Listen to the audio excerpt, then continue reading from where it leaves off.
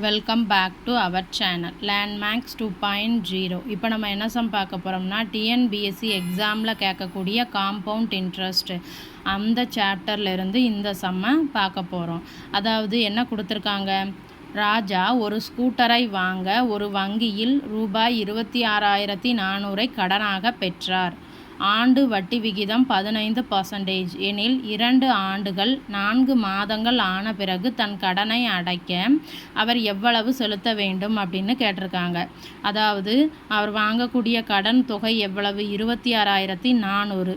அப்புறம் அந்த டைம் எப்படி கொடுத்துருக்காங்க, 2 ஆண்டுகள் 4 மாதங்கள்னு கொடுத்துருக்காங்க. ஆண்டு வட்டி விகிதம் எவ்வளோ கொடுத்துருக்காங்க, 15%. என்ன கேட்டிருக்காங்க, இந்த டைம் முடிந்ததற்கு பிறகு அவர் எவ்வளவு தொகை செலுத்த வேண்டும் அப்படின்னு கேட்டிருக்காங்க. இப்போ டைம் எப்படி இருக்குது, 2 ஆண்டுகள் 4 மாதங்கள்னு இருக்குது.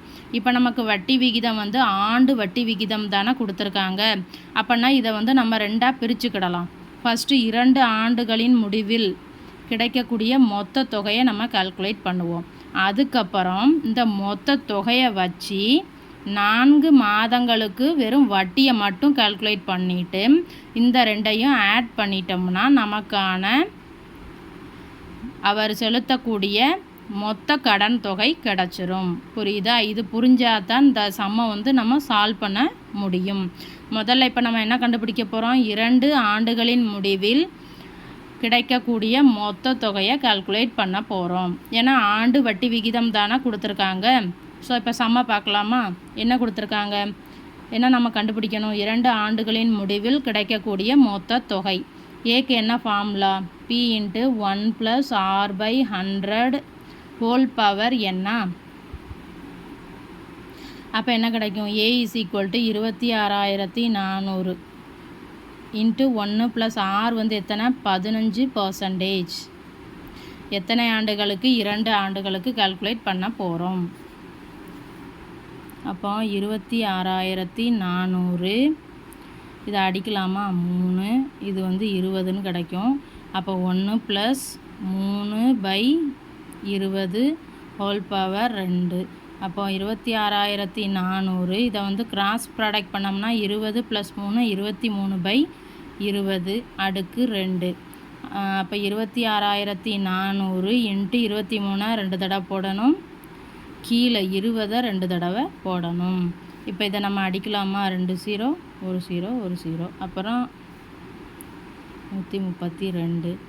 இது என்னாகும், 66ன்னு கிடைக்கும்.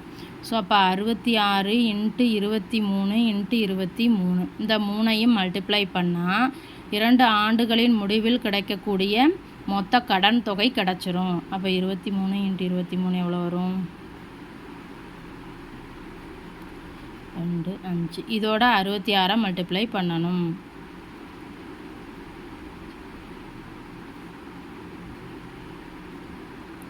அப்போ 1 9 4 3. அப்போ 2 ஆண்டுகளின் முடிவில் கிடைக்கக்கூடிய கடன் தொகை எவ்வளவு, 34,914 ரூபாய். இப்போ நம்ம என்ன பண்ண போகிறோம், இந்த மொத்த தொகையை வச்சுக்கிட்டு 4 மாதங்களுக்கு ஆகக்கூடிய வட்டியை கால்குலேட் பண்ணி இதோட ஆட் பண்ணிட்டோம்னா அதுதான் அந்த டைம் முடிஞ்சதுக்கப்புறம் அவர் கட்டக்கூடிய கடன் தொகை. இப்போ 4 மாதங்கள்னு இருக்கா, அதை நான் என்ன பண்ண போகிறேன், வருடமாக கன்வெர்ட் பண்ண போகிறேன். 12 மாதங்கள் ஒரு வருடம்னா 4 மாதங்கள் இத்தனை வருடம்னு கிடச்சிரும். ஸோ இப்போ நமக்கு மொத்த தொகை எவ்வளோ இருக்குது, 34,914 ரூபாய். இதில் எத்தனை ஆண்டுகள்னு கிடச்சிருக்கு, 4/12. ஆண்டு வட்டி விகிதம் எவ்வளவு, 15. ஏன்னா இதை நம்ம இயர்ஸாக கன்வெர்ட் பண்ணிட்டோம். ஸோ நம்ம ஆண்டு வட்டி விகிதத்தை இப்படியே யூஸ் பண்ணிக்கிடலாம். ஸோ இப்போ இதை நம்ம அடித்தோம்னா நமக்கான வட்டி கால்குலேட் ஆயிரும்.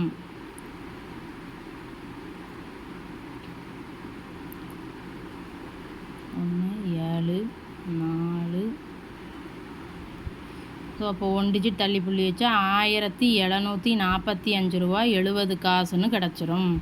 ஸோ இப்போ நமக்கு அவர் கட்டக்கூடிய கடன் தொகை வேணும். அவர் செலுத்தக்கூடிய கடன் தொகை எவ்வளவு, ஃபஸ்ட்டு மொத்த தொகை எவ்வளோ கால்குலேட் பண்ணி வச்சுருக்கோம் 34,914 ப்ளஸ் 4 மாதங்களுக்கான வட்டி. இப்போ இதை ஆட் பண்ணிட்டா நமக்கான ஆன்சர் கிடச்சிரும்.